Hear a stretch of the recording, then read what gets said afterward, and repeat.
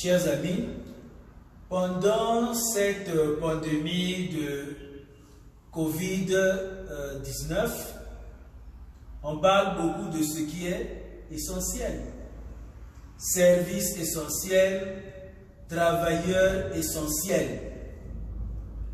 Et, comme vous le savez,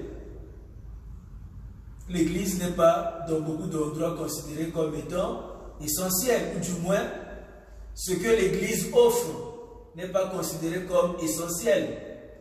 Ce que les prêtres ou les ministres de l'Église font dans beaucoup de sociétés, aujourd'hui, ce n'est même pas considéré comme étant essentiel. Et ce qui me surprend, mais vraiment ça me surprend, jusqu'à présent, je n'arrive pas à trouver une explication vraiment satisfaisante. C'est que même beaucoup de catholiques qui sont dans nos institutions gouvernementales, qui viennent à la messe régulièrement et qui considèrent que leur foi, que Jésus est vital, est essentiel pour leur foi, lorsqu'ils parlent maintenant au niveau public, non, ça ne serait plus essentiel. Ça me dépasse. Des catholiques qui ne considèrent pas ce que leur propre Église présente à la société comme étant essentiel.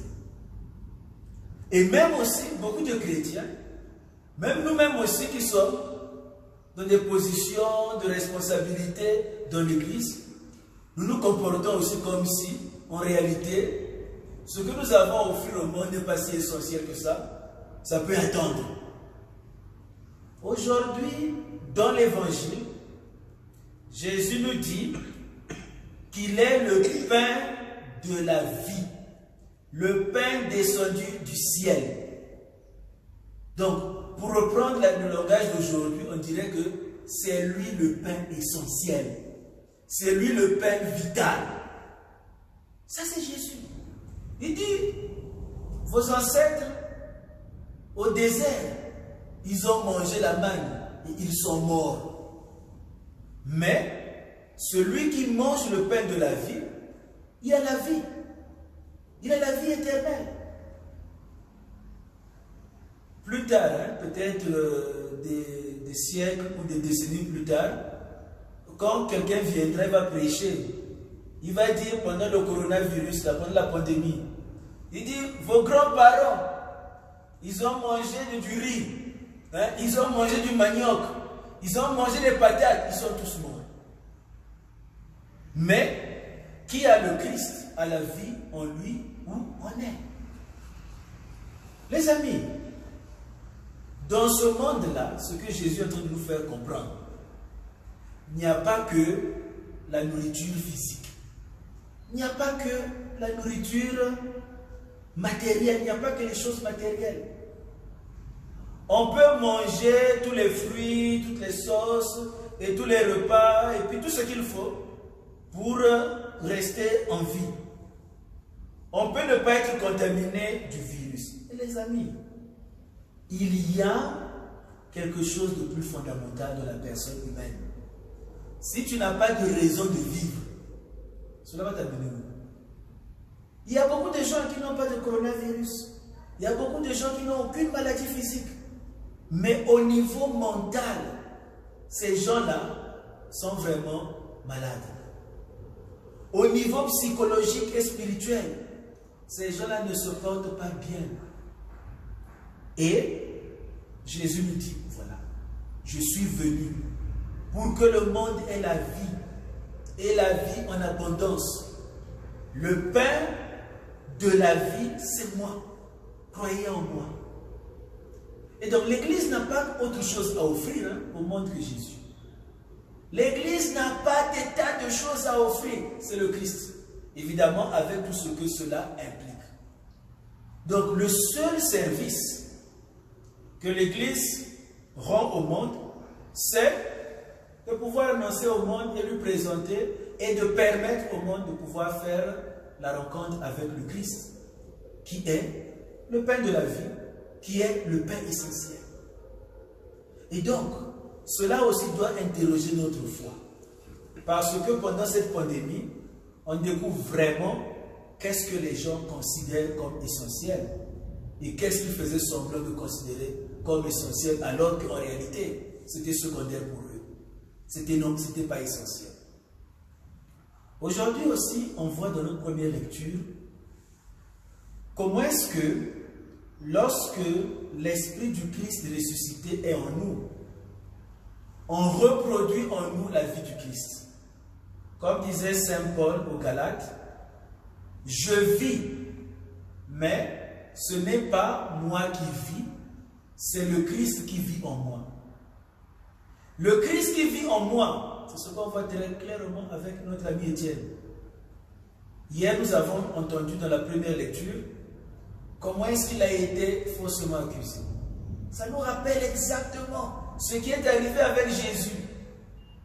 Donc, la jalousie a fait en sorte que on a faussement accusé Étienne.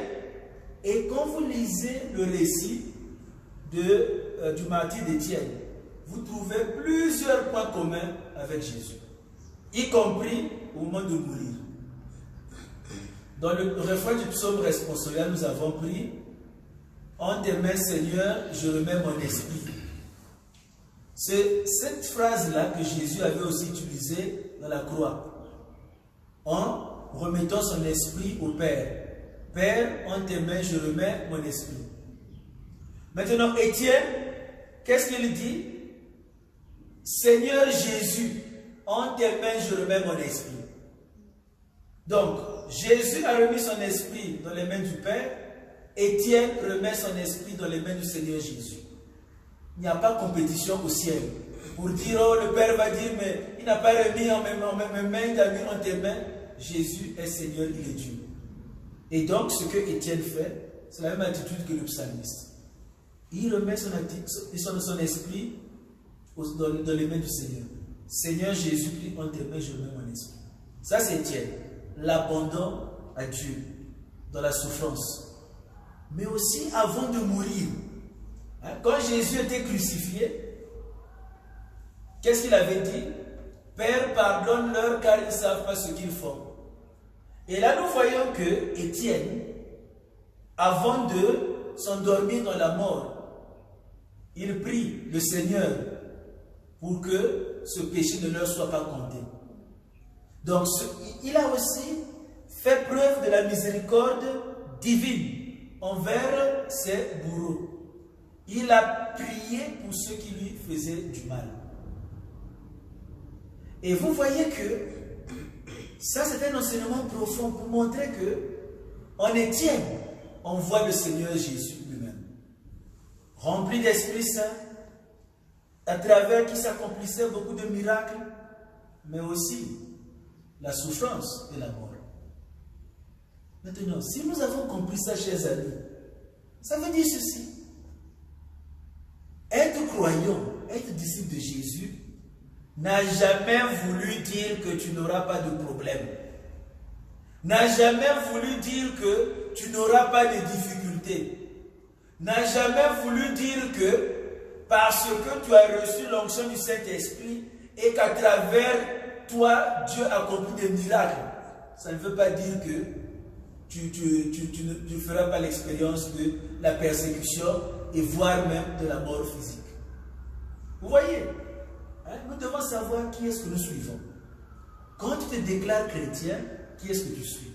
Est-ce que c'est le Christ de ton imagination ou bien c'est le Christ réel?